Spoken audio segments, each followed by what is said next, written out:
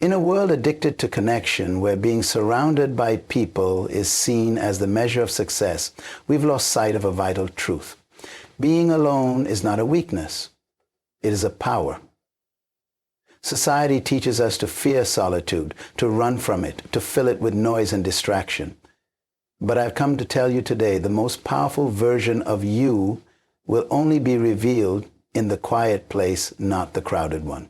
Before every great elevation, there is isolation. Before every calling is clarified, there is quiet. Being alone is not a curse. It is a divine invitation to meet the real you, the version of you that is not shaped by applause, expectations, or roles. Just you, raw, unfiltered, and full of potential. So let's take a journey through 8 powerful truths that reveal why being alone is not only necessary, but sacred. And if you embrace it, it will transform your life. When we hear the word alone, many of us instinctively associate it with loneliness, emptiness, or isolation. But what if I told you that being alone is not a weakness? It's a strength. That being alone isn't about being void of others, but about being full of yourself, complete, whole, and undivided. You see, in the original blueprint of creation, when God made the first human being, he did not immediately create a companion. He first formed the man, gave him identity, purpose, and a relationship with himself. The man was alone, but not lonely. There's a difference. Alone means all one, complete, whole, self-aware, grounded, full of identity and purpose. Loneliness, on the other hand, is a cry for validation and fulfillment from something external because of an internal void. We live in a world where we are constantly pushed toward noise, social media, entertainment, parties, crowds. Everywhere you turn, there is a pull to be surrounded by people and stimuli. But sometimes the most profound growth doesn't happen in the crowd. It happens in solitude. Let me ask you this. When was the last time you sat still and were truly alone with yourself? Not distracted, not scrolling, just you, your thoughts, and the silence. For many people, that's terrifying. Why? Because in solitude, you are forced to confront your true self. There are no filters, no masks, no audience to perform for, just you. And sometimes we don't like what we see, but that's where the power begins. Take a seed, for example. When a seed is planted, it is buried in darkness. Alone, no applause, no recognition, just stillness and silence. But it is in that solitude, beneath the surface, that transformation begins. Roots grow deep before the plant ever breaks the ground. Without that season of being alone, the seed would never become a tree. It is the same with you. Some of your greatest development will happen when you step away from the noise, retreat from the crowds, and embrace being alone. In that space, you learn who you really are. You learn your values, your voice, your vision. You learn to validate yourself. And until you can be whole alone, you'll never be whole with someone else. There's a story of a young woman who had always been in relationships. From her teenage years into adulthood, she jumped from one partner to the next, thinking each one would fill the void she felt inside. But each time, she ended up feeling more lost. Eventually, after another heartbreak, she decided to take a year to be completely alone. No dating, no distractions, just her. At first, it was uncomfortable, the silence was loud, the nights were long, but slowly she began to reconnect with herself. She picked up old hobbies, she traveled, she journaled, she prayed, she sat in silence, and for the first time in her life, she began to feel peace, not because of someone else, but because of who she was becoming. That year alone became the most powerful season of her life. Being alone is not a prison, it's preparation. Some of the most impactful people in history spent time in solitude before stepping into their purpose. Moses had the desert. Jesus had the wilderness. Paul had Arabia. Even great leaders, artists, and inventors, many of them talk about seasons of isolation that shaped their brilliance. We often say we want to discover our purpose. We want to find clarity. We want to heal, but we don't want to be still. We don't want to be alone. But here's the truth. You cannot discover the power of your inner world until you separate from the outer world. So if you find yourself in a season where you feel isolated, don't fight it, embrace it, learn from it, grow in it. Don't rush to fill the silence. Let the silence fill you.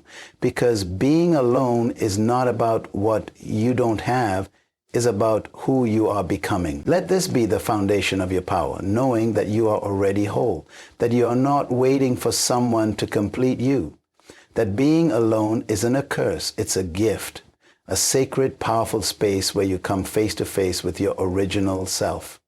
One of the most misunderstood aspects of human existence is the discovery of purpose. So many people live their entire lives doing things they were never designed to do. Why?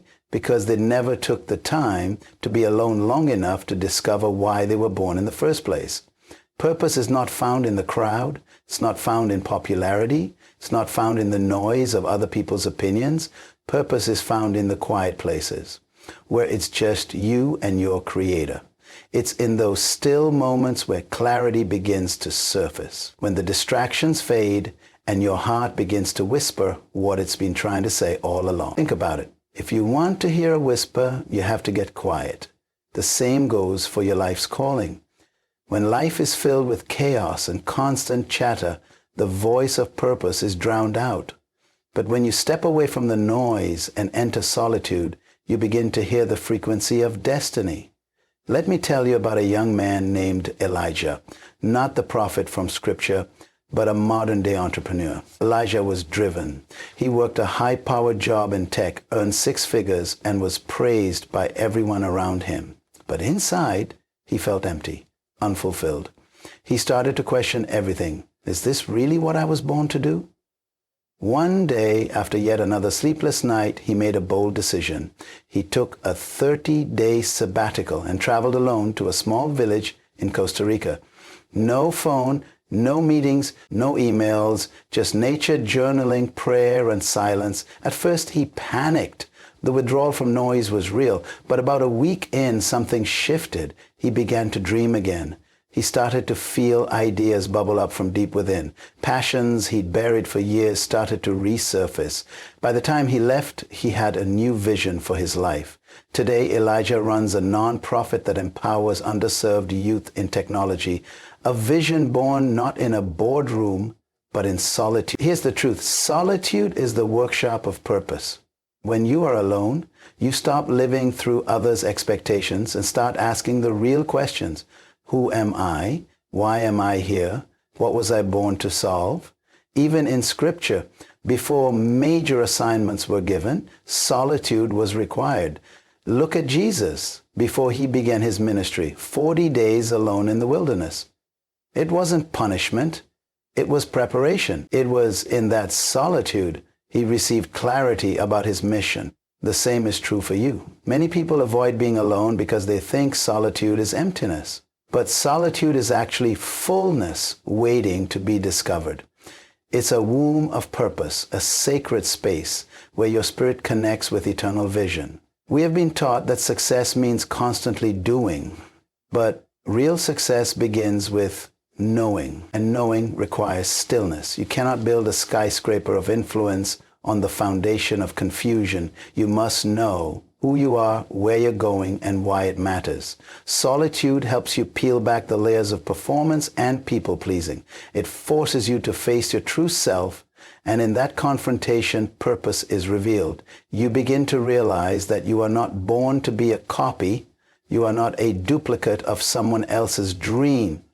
You are a unique, original design created with intentionality, and it is in the quiet that this truth becomes undeniable.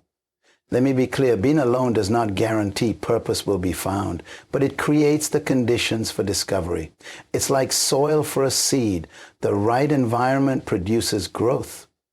So if you feel unsure about your direction in life, don't look for the next motivational quote. Don't just ask 10 friends for advice. Start by being alone. Sit with yourself. Pray. Meditate. Write down what stirs in your spirit. Pay attention to what burdens you, what excites you, what keeps coming back, no matter how much you try to ignore it. Purpose is not discovered in public. It is revealed in private.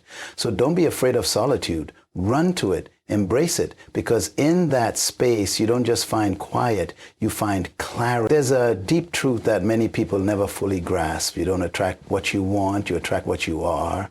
And what you are is revealed, shaped, and refined when you're alone. The greatest version of yourself is born in private before it ever appears in public.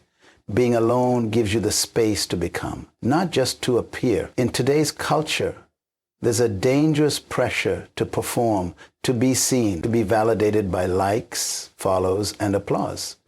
And this performance leads to pretense, people trying to be what they think others want, instead of who they truly are. But here's the problem. When you pretend, you attract people who are drawn to your mask, not your essence.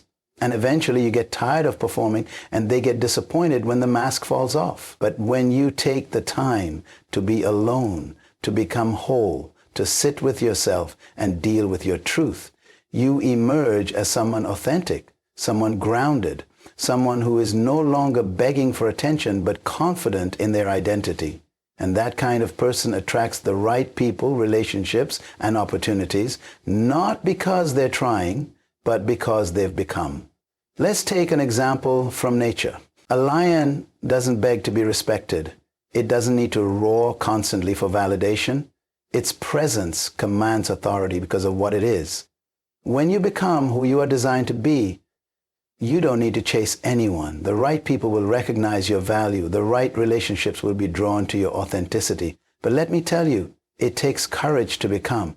It takes strength to step away from the crowd long enough to grow into the person you are meant to be. Solitude is the incubator for that kind of growth. It's where you confront your insecurities, heal your wounds, and stop pretending. I once met a man in his late 40s who had just come out of his third divorce. He was successful in business, charming, charismatic, but deeply unfulfilled. He said to me, "I've spent my whole life attracting people with my image, but the truth is, I don't even know the man behind it." That statement shook me. He had spent decades performing, succeeding in public, but suffering in private. So he did something radical. He took a break from relationships, sold his mansion, and moved into a small cabin in the mountains for 6 months. No phone, no distractions, just books, nature, and reflection. He later said it was the hardest but most healing experience of his life.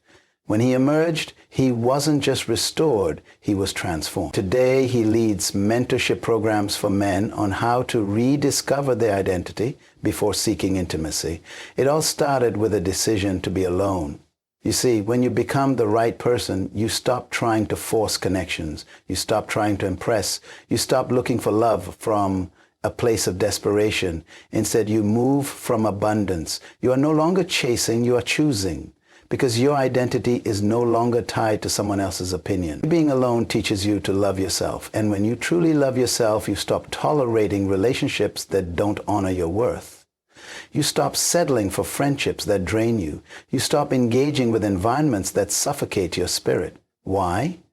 Because you know what you carry. You've spent time with yourself. You've nurtured your soul. You've faced your demons and discovered your light. That kind of person walks differently, talks differently, lives differently. Not with arrogance, but with quiet authority. Because they are not guessing anymore. They are not trying to be someone. They are someone. And that magnetism draws the right kind of people. So if you're in a season of being alone, don't waste it. Use it to become. Use it to heal. Use it to build your values, your convictions, your character. Because when you become whole, you stop looking for someone to complete you. You start looking for someone to complement you. And when two whole people meet, it's not codependence, it's partnership, it's power. But it starts with solitude, that sacred place where you stop performing and start transforming. Distractions are like noise-canceling headphones for the soul.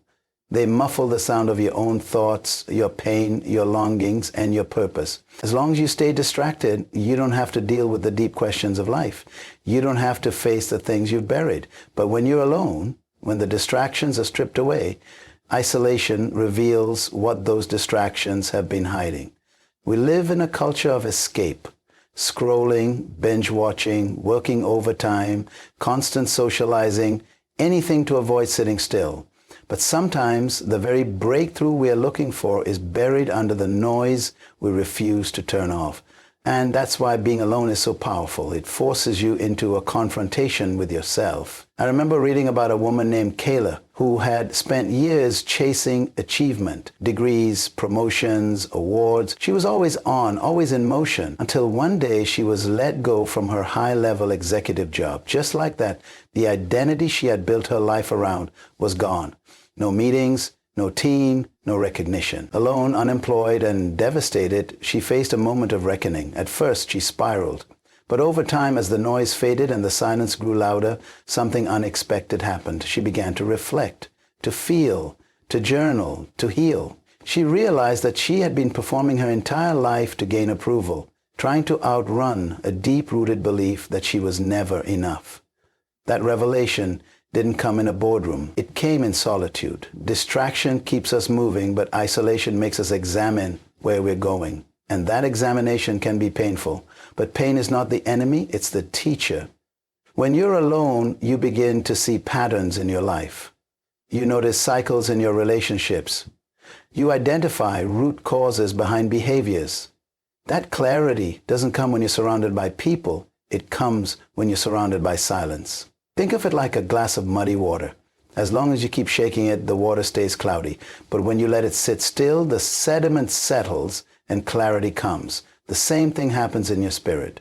Solitude gives you the stillness to separate truth from trauma, vision from vanity, calling from conditioning. It's in these quiet moments that self-awareness is born. You begin to ask, why do I react the way I do? Why do I fear being alone? Why do I keep repeating the same mistakes? And with those questions come answers that lead to transformation.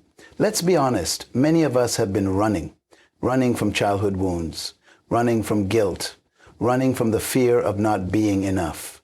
And distraction has been our drug of choice. But there comes a moment in life when you can't outrun yourself anymore. You have to stop, you have to sit, and you have to face what's underneath. But here's the beauty of it. What you face, you can fix. What you acknowledge, you can heal. What you understand, you can change. And it all begins in isolation. Think of great leaders, creators, and change makers. So many of them spent seasons alone, not because they were broken, but because they were being rebuilt. Isolation wasn't punishment. It was preparation. The cocoon is where the caterpillar transforms. It's dark, it's tight, it's lonely, but it's necessary. And when the time is right, the butterfly emerges, not because it fought to stay distracted, but because it surrendered to the process of transformation. So if you're feeling the discomfort of being alone right now, know this: you're not being buried, you're being planted. The silence is not there to break you, it's there to build you. Use this time to listen to your life. Pay attention to what surfaces in the quiet, because in that space you will discover truths that years of noise try to drown. Isolation is not your enemy, it's your mirror. It will show you who you are, what you believe, and where you need healing. And once you see clearly, you'll never settle for confusion again. Before any great elevation in life, there is always a period of separation, a pulling away, a divine disconnection. Because destiny cannot be discovered in the crowd. It must be uncovered in the cave.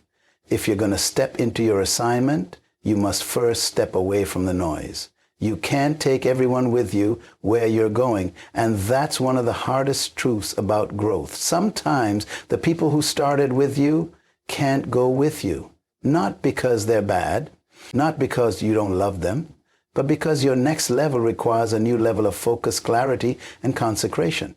When you are called to do something significant, solitude is not optional, it is essential.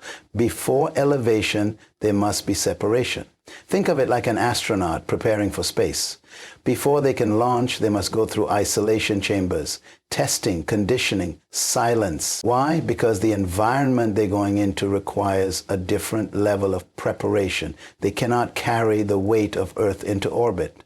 In the same way, your purpose requires you to let go of certain things before you rise.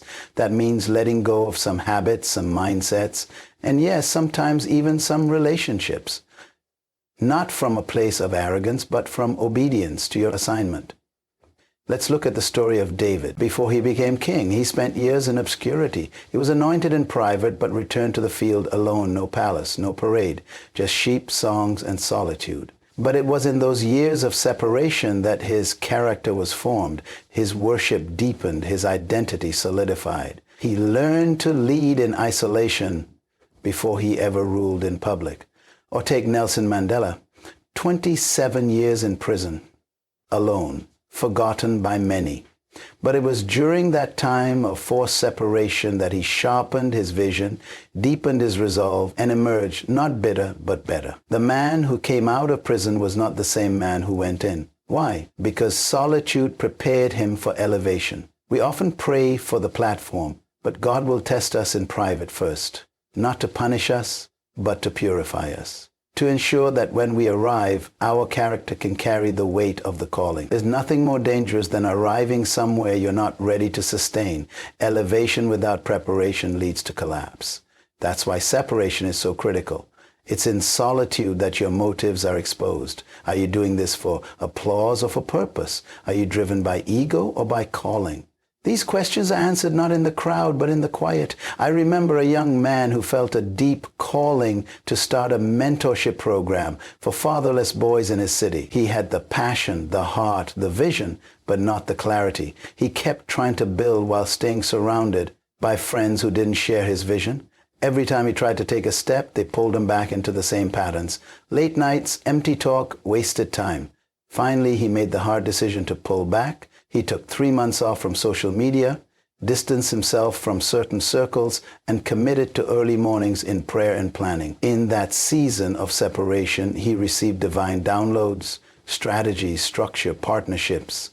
By the end of the year, his program launched and began changing lives. But he'll tell you today, it only happened because I said yes to the quiet place first. Some of you are asking, why am I alone? Why do I feel disconnected? It might not be rejection, it could be redirection. Separation is often a sign that elevation is near. You're not being punished, you're being prepared.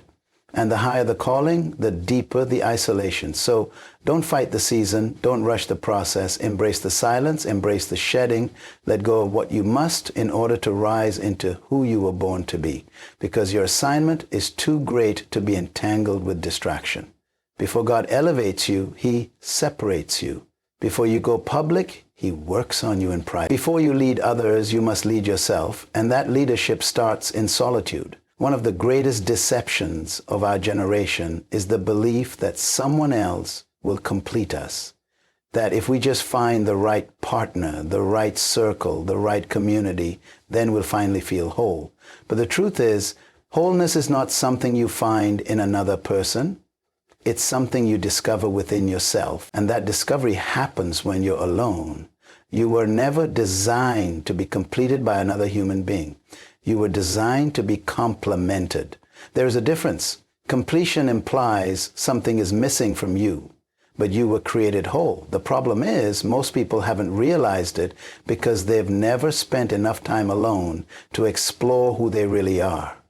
Instead, they jump from one relationship to another, hoping to fill the void, hoping someone else will fix what only they can heal. Alone time is not just a pause in your journey. It's the place where healing happens. It's where you begin to reclaim the parts of yourself you gave away, trying to be accepted. It's where you stop waiting for someone to see your worth and begin to see it yourself. Let's talk real life. I met a woman named Tasha who had gone through a painful divorce. For years, she had shaped her identity around her husband's vision, his calling, his needs. When the marriage ended, she didn't just lose her partner, she lost her sense of self. She fell into depression, questioning her value, but instead of rushing back into another relationship, she made a bold decision. She spent a full year alone. No dating, no distractions, just her and God. She traveled alone, went to therapy, took up hobbies she had forgotten, woke up early to pray and journal. It was messy. It was painful. But by the end of that year, she said something I'll never forget. I finally met myself, and I love who she is. That is the power of being alone. It reintroduces you to the person you were before life tried to redefine you. It reminds you that your value was never in your relationship status. It was never in your title, your body, or your bank account. Your value was always in your identity. You are not half of anything. You are not a puzzle piece waiting to be connected. You are a whole, complete creation with purpose, value, and significance. And the only way to fully recognize that is to be still long enough to hear the truth beneath the noise. Do you know why many relationships fail? It's not because of compatibility. It's because two broken people entered a relationship expecting the other to fix them. But brokenness cannot fix brokenness. Healing must happen first. Restoration must happen first. Wholeness must happen first. Being alone gives you the space to heal without pressure, to grow without performance, to love yourself without conditions. And once you reach that place of inner wholeness, your relationships change, not because the people change, but because you have. You no longer enter relationships to get, you enter them to give. You no longer settle out of fear, you choose from a place of strength. There's a reason the greatest commandment starts with love the Lord your God and love your neighbors yourself. You can't love others well if you don't love yourself first. And you can't love yourself if you don't know yourself. And you won't know yourself if you never spend time alone. Let me say it clearly. Being alone is not a sign of something wrong. It is a sign of something right. That you are choosing to do the hard work of healing and growing. That you are taking responsibility for your inner life instead of outsourcing it to someone else. So if you're in a season of solitude, don't despise it. Embrace it, use it, because when you are whole, you no longer look for someone to carry your weight. You bring strength to the table. And when two whole people come together, that's not a relationship. That's a force. One of the most overlooked benefits of being alone is the clarity it brings. In a world full of noise, opinions, expectations, social media, constant conversation, it's easy to lose sight of who you are and what you're called to do. But in solitude, the fog begins to lift, the voices fade, and the voice that truly matters, your Creator's voice, your own voice, becomes crystal clear. Clarity is not something you stumble into. It's something you cultivate. And cultivation requires space, stillness, silence, reflection. In solitude, you finally have the capacity to hear what your spirit has been trying to say all along.